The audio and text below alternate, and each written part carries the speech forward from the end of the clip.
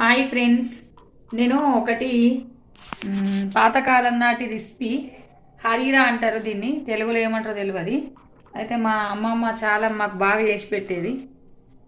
ఇది ఏంటంటే లిక్విడ్ లాగానే ఉంటుంది, కానీ తాగితే బలం, టేస్టు పిల్లలకు కూడా చాలా మంచిది.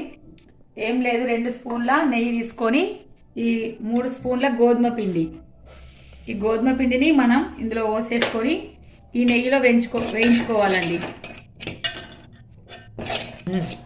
ఇలా వేయించుకోవాలండి. ఇది బ్రౌన్ కలర్ వచ్చే వరకు నెయ్యిలో వేగాలి.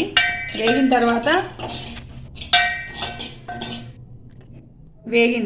తర్వాత ఇందులో మనము 2 గ్లాసుల పిండి కదా, గ్లాసున్నర నీళ్ళు పోసుకోవాలండి. ఇలా గ్లాసు పోసేసి నీళ్ళు పోసి కలుపుకోవాలి. ఇది ఉండలు లేకుండా కలుపుకోవాలి.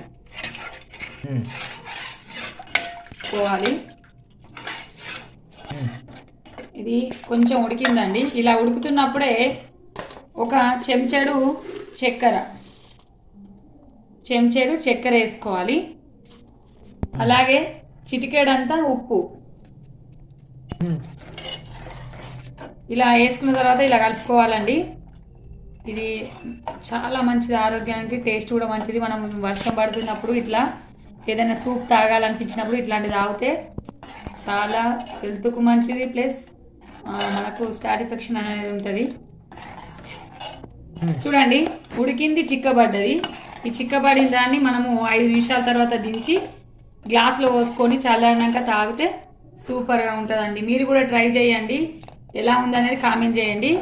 సబ్స్క్రైబ్ చేయండి, మర్చిపోకండి. చాలా బాగుంటుంది, హెల్త్ కూడా మంచిది. పిల్లలకు కూడా తాగించండి, ముసలి వాళ్ళకు కూడా తాగిస్తే చాలా మంచిది.